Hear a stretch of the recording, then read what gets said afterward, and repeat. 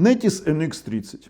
Это модель роутера, Wi-Fi 6 роутера, достаточно интересная и очень запутанно получилось, потому что сначала ко мне попал NX31, а потом попал NX30. И знаете, что самое интересное? Что NX30 это логическое продолжение для меня, по крайней мере, NX31. И вот эта вот путаница у меня выходит, знаете почему? Потому что 30 мощнее, чем 31. Практически при той же самой платформе, да, они очень похожи по платформе, они похожи по функциональности, даже по интерфейсам управления. Здесь у нас МТК стоит на 1,3 ГГц. Я делал обзор на NX31, а вот NX30, вот у меня первый раз, я очень удивлен. Знаете почему? Здесь больше антенн и больше покрытия. И покрытие здесь настолько сильное, что я бы его сравнил бы с топовыми представителями китайских роутеров. Именно да, потому что по покрытию всегда китайские какие-то топовые представители, они были на высоте. А здесь компания Netis умудрилась в бюджетном сегменте выпустить нечто с таким покрытием. И я действительно удивлен. Это чистый гигабитный роутер со 160 МГц, при этом который поддерживает Easy Mesh, да, то есть тут можно разворачивать меш-сети. И это еще не все. Он поддерживает, на секундочку, OpenVPN, WireGuard, как серверы, так и клиенты. И это еще не все. Он подходит как роутер, смотрите, у него есть вот такая вот штука, тут где тут, TR69, здесь не написано, да? Здесь не написано. В общем-то, он поддерживает протоколы управления удаленного с помощью специальных систем ACS, например, провайдерами. Поэтому он подходит не просто как для домашнего управления, да, вернее, как для домашнего роутера, он подходит и как корпоративный роутер, например, для установки клиентам. Либо как корпоративный роутер, вернее, часть меш-сети и с управлением через специальные системы, через протоколы TR069, да. Вернее, они там идут TR69, вообще не могут быть с нулем, может быть нет, 0.69 будем считать. Классные роутеры, не без минусов, не без минусов. Знаете, какой у меня минус в нем поторочил? Это вот пыль, которая попадает в эти ребра. Это вот все, что меня в нем бесит. И достаточно тяжело чистится. И это, казалось бы, все. В остальном все. Мы сейчас с вами его распакуем и пойдем тестировать. И вы действительно будете удивлены. Подписываемся на наш канал. Нажимаем колокольчик, ссылки в описании на этот роутер под видео, а мы переходим на тесты и ждите наши выводы.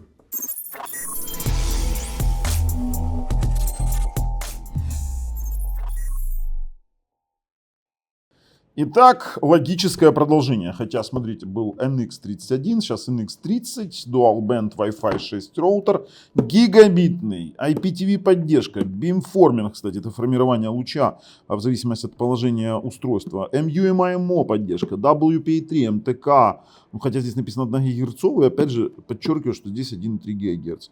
Easy Mesh, IPv6 есть поддержка. Тут ничего не пишут такого интересного? Да нет, вроде бы ничего, ну кроме того, что здесь 2,4 ГГц тотальная суммарная скорость для 5 ГГц, 2,4 гигабита, господи, я уже.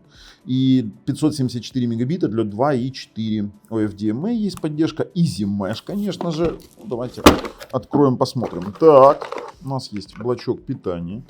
Блочок питания у нас на сколько? 18 ваттный. Ага, словили, да? Теперь гарантийные талончики, патчкорд. Кстати, обыкновенный хороший патчкорд. Вот эти желтые патчкорды очень неплохие. И основная разница здесь, это, конечно же, 5 антенн. 5 антенн для большего покрытия.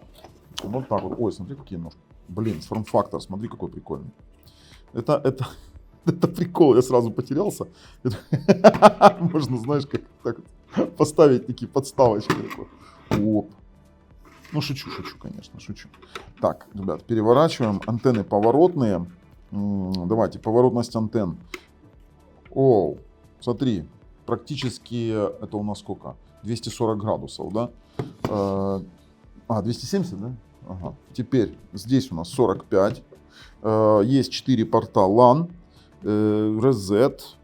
И все, в принципе. Больше ничего такого нет. Его можно, видите, как интересно сделано. Вот такие вот ножки. Прикольно. То есть он стоит. Вот такой вот вид у него. Смотрите. Да, на стену не повесишь, но это именно такой формат. А вот по охлаждению вообще классно сделали, молодцы. Есть кнопка Mesh, у нас, смотрите, сверху. Смотрите по охладу, вот очень правильно. Диффузоры, диффузоры, дальше диффузоры. И все это выкидывается либо сюда, либо назад при каком-то, ну в основном сюда будет вверх. То есть у нас везде захват холодного воздуха и максимальное охлаждение обеспечивается вверх. Это интересное решение, чего? Да? Нормально? В общем, пошли подключать уже, тестировать, что ли, что мы ждем. Все, переходим. Смотрите, роутер NX30 с поддержкой Wi-Fi 6 и Easy Mesh. Ну, само собой, мы здесь уже видим режимы, это нас мало волнует, интересно конкретно хайлайты, о чем же они заявляются. Wi-Fi 6, протокол TR069, протокол удаленного управления. Классная тема на самом деле для операторов и провайдеров. Мощный чипсет 1,3 ГГц, то, что я и говорил. Бесшовная сеть. Так, ой, вот этот переход какой красивый, ничего себе. Так, быстрое создание сети с технологией Easy Mesh, то есть можно наставить этих роутеров и получить огромное покрытие. Вы когда сейчас увидите его реальное покрытие, вы поймете, что даже Easy Mesh не нужен. Поддержка приложения BeWi-Fi, и BeWi-Fi действительно есть. IPv6 протокол, ну и, конечно же, они тут, видите, подчеркивают Wi-Fi 6, MU, плюс OFDMA. Это, в принципе, знаете, для одновременной передачи нескольких пакетов именно OFDMA очень-очень большое преимущество. А вот и сама по себе система ACS для TR066 для интернет-провайдеров, когда интернет-провайдеры могут управлять через ACS роутерами. Это очень классная тема, он подходит как провайдерский. Да? Спецификации. Так, для домов с 3 спальнями 5 фиксированных антенн с высоким коэффициентом усиления. А ну-ка, чипсеты мне интересны. Так, процессор MT7981B, двухъядерный 1,3 ГГц. Плюс у нас MT7976C чипсет и MT7531A. Вот так вот вам. 256 мегабайт DDR и флеш у нас 128 мегабайт. В принципе, все очень хорошо и адекватно. Теперь проверяем на внешний мир. Проверяем конкретно.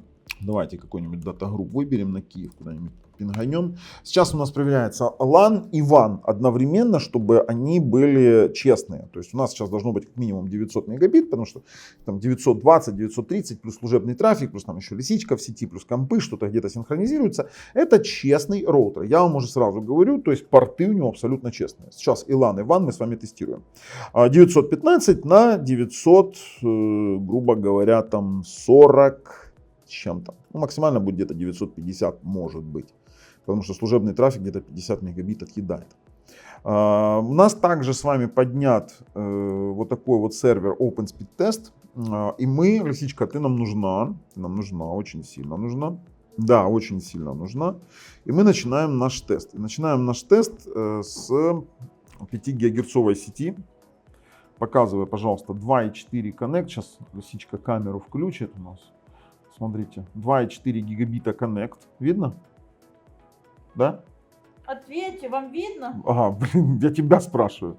И проверяем через OpenSpeed Test реальную его скорость по Wi-Fi. Он выдает максимально возможную скорость в 1 гигабит. Это реально возможная скорость по Wi-Fi. А теперь вы будете сейчас удивлены, когда мы закончим этот тест. Сейчас вы очень сильно удивитесь. Смотрите, 979 на 990, 980. Здесь служебного трафика минимум, потому что сервер наш и мусорного трафика нет. 979,7 на 979,7. Так, пошли со мной. Отдаление примерно как на небольшой трехкомнатной квартире в 68 квадратных метров, какая наша студия и является. То есть здесь конкретное отдаление. Но это еще не весь тест, который мы сделаем. 5 ГГц наблюдаем. Падение на этой дистанции у нас допустимо 50-60%. Он дает полную скорость на Wi-Fi на отдалении. Знаете, вы что сделали? Знаете, вы кто такие вообще? 979 на 700 с чем-то. Ребятки, это реально. То есть это больше, чем двушка. Это больше, чем двушка или маленькая трешечка. Что это? И он стоит не в центре.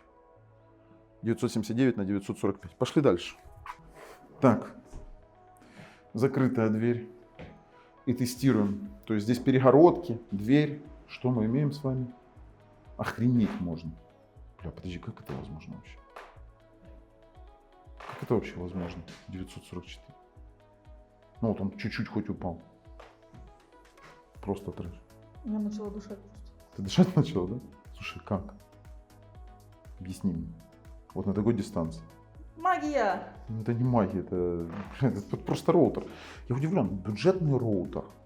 Ой, Netis сделали, вот они взяли NX31, добавили, грубо говоря, антенки, поработали с чипсетами, получилось классно. Там есть фэм-усилители хорошие, то есть у нас вот такие вот результаты. А слушай, а давай прямо здесь тестировать 2,4 ГГц, давай? Да. Вот, что мы? Вот если мы уже на таком отдалении. Насчет 2.4 я вам скажу, есть один интересный нюанс. Давайте, он у нас сейчас подключен на коннекте 172 на такой дистанции. Давайте мы включаем вот такой вот тест. И мы получаем с вами на этой дистанции на 2.4 ГГц. Смотрите сколько. То есть реально роутер просто классный по покрытию. Его можно сравнить с какими-то мега дорогими роутерами Xiaomi, именно дорогими Wi-Fi 7 роутерами.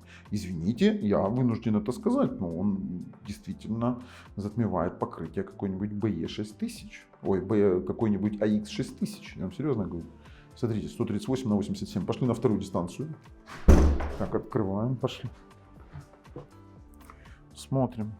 На этой дистанции Wi-Fi 2,4 ГГц. 160 до 200 там что-то прострелило. Но он мог автоматически сейчас поставить 20 МГц в ширину канала. А 20 МГц всегда дает ниже скорость в 2,4, но больше покрытия. И мы с вами имеем 146 на 100, там 30, 50, даже 150 где-то проскакивает, да, в пиковом значении. Но 2,4 вообще мусорный, я это называю мусорный или грязный диапазон, потому что там очень много роутеров. Пошли к роутеру. А вот, кстати, подожди, стой здесь. Хочу шаги посчитать.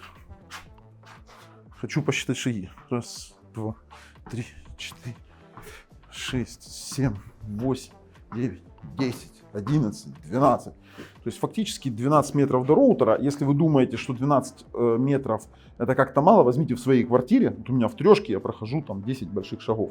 Это трехкомнатная квартира от начала до конца. И плюс еще там трамвайчиком уходит в сторону. А здесь мы имеем с вами 300 мегабит в 2,4. Это очень хороший показатель. Смотри, 308. Как? Нет, ну понятное дело, что возле роутера понятно как. Непонятно, как он такое покрытие дает. Реально прикольно. Слушайте, ну по тестам вы поняли, да? Сейчас уже заканчивает. Лисичка, выключаю эту камеру. Ну что, увидели? Я сам в шоке, я вам честно говорю. Теперь посмотрим управление, интерфейс. Давайте заходим. И они сделали очень даже неплохо и упрощенно, но при этом не совсем просто. Упрощенно это не просто. У нас есть базовая, в принципе, страничка, где мы можем перейти сразу на беспроводную сеть и увидеть в доп. Настройках режимы. У нас, кстати, 2.4 работает в чистом Wi-Fi 6, то есть нету там никаких там моментов, что, как, допустим, в кинетиках в одних было, там выпустили крутой роутер, Титан, по-моему, какой-то, или не помню, напомните мне, кто помнит. И там 2.4 не работал Wi-Fi 6, а работал Wi-Fi 5, а сам по себе роутер считался Wi-Fi 6. А здесь вот все по-честному. При этом у нас, видите, автоматически 20 и 40, у нас сейчас 40 МГц было, ширина канала, каналы от 1 до 13, а при этом есть поддержка WPA3, смотрите, есть у нас WPA3, ой, зачем я сохранил, ну да ладно. Давайте посмотрим 5 ГГц. Здесь тоже все достаточно просто. AAN, ANAC, ANAC, AX режимы есть миксованные все. И в принципе у нас есть поддержка 160 МГц. Но куда уже 160 МГц? Это, конечно, для ширины, чтобы большее количество устройств имели максимальную скорость. Но здесь стоит на автомате на текущий момент. Wi-Fi каналы поддерживаются от 36 до 161. И, конечно же, у нас есть еще резервная Wi-Fi 5 сеть. Это если вдруг есть какая-то несовместимость с Wi-Fi 5, с Wi-Fi 6. В настройках интернет у нас есть возможность подключения через широкополосный PPPoE, есть через статику, автоматический DHCP, двойной доступ PPPoE, двойной доступ LTTP, двойной доступ PPTP. То есть это тоже все поддерживается, как и IPv6. Есть управление Mesh. Тут все очень просто. Можно выбрать либо Easy Mesh Controller, либо Easy Mesh Agent. Это роль в сети. Также у нас есть работа через 5 ГГц, через 2,4, а есть двойная работа. То есть такая агрегация 5,4 и 2,4. Ой, 5 ГГц и 2,4. Есть тут отслеживание топологической структуры. То есть если бы здесь была Easy Mesh сеть, то здесь было бы несколько этих самых устройств. Это, кстати, NX30V2, как мы видим, да, идентифицируется. И была бы топология сети, кто куда подключен к какому узлу. Также есть у нас информация о маршрутизаторе. Видим, что внутренняя память 256. Видим, что у нас куда подключено. Видим у нас канал какой 36 на текущий момент. Кстати, самый хороший для домашнего использования. И уже пошли с вами в опции. В опции у нас есть самый стандартный QMS+. Ничего интересного, то есть он стандартный как на всех роутерах. Переадресация портов. Да, прикольно, можно создавать виртуальные сервера, то есть называть службы, IP-адреса компьютера внутренней сети и пробрасывать, грубо говоря, компьютеры, либо виртуальные сервера, например, на сервер наружу. При этом можем включать там TCP, UDP, TCP плюс UDP протоколы и внутренний и внешний порт прописывать. Также мы можем настраивать демилитаризованные зоны. Есть управление через DDNS. Можем зарегистрироваться на ddns.com. Ну, тут различные сервисы, скорее всего. NoIP, Array. И можем управлять роутером извне, на серых IP, кстати. Также у нас есть удаленный доступ. Мы можем включать удаленный доступ через различные протоколы HTTPS, Telnet, HTTP, FTP, SSH, Ping. И пробрасывать, грубо говоря, порты. Допустим, у нас сейчас локальная сеть, а можем через интернет, да, еще включать доступ. Диагностические функции, которые включают Ping и Trace Routes, все стандартно. Есть у нас зеркалирование портов. Например, мы хотим интернет зазеркалировать на LAN какой-то там, на LAN 3. То есть вот таким вот образом это можно сделать. У нас есть TR069, это то, что мы с вами уже говорили, управление через ACS. OpenVPN клиент, на секундочку, то есть здесь есть OpenVPN поддержка. OpenVPN сервер можем поднимать, то есть у нас, видите, и подключение OpenVPN есть к этому роутеру, то есть можем туннелироваться. WireGuard клиент и WireGuard сервер. То есть у нас роутер не такой простой, как кажется его управление. Есть, конечно же, инструменты дополнительные, где мы можем что-то там перепрошивать, можем обновлять настройки времени, расписание доступа, инициализации, перезагрузки, индикации, резервное копирование и все остальное. Больше ничего здесь такого нет, кроме того, что здесь есть упоминание о приложении BWiFi. Давайте я включу запись экрана и покажу, что у нас там просто-напросто в элементарном варианте исполнения есть управление этим роутером. Давайте смотрим, заходим на роутер. И есть у нас инструменты, смотрите, настройки Wi-Fi, LAN, пароли, обновления прошивки, перезагрузки. И вот, в принципе, сам вот по себе роутер здесь тоже есть. Больше ничего для нас интересного здесь нет, поэтому я готов пройти и прорезюмировать данный роутер. Что я могу сказать в качестве выводов? За такую цену, если вы хотите хорошее покрытие, потому что они его даже позиционируют как для... Ну, знаете, так классно написали, для дома с 3 спальнями. То есть, по сути, трешечку спокойно покроет. А если по центру поставите, то и хороший дом покроет. Я вам серьезно говорю. Если вы уже пользуетесь именно таким роутером, отписывайтесь в комментариях, насколько вам помогла его покрытие, покрыть, например, большие площади. Потому что по покрытию мне действительно зашло. Честный гигабит, нормальный Wi-Fi, хорошая формула памяти, 256 RAM и флеша 128, обновляемый с поддержкой Mesh. Почему не рекомендовать? Рекомендую. С вами был Бабл на канале Технозон. Пока.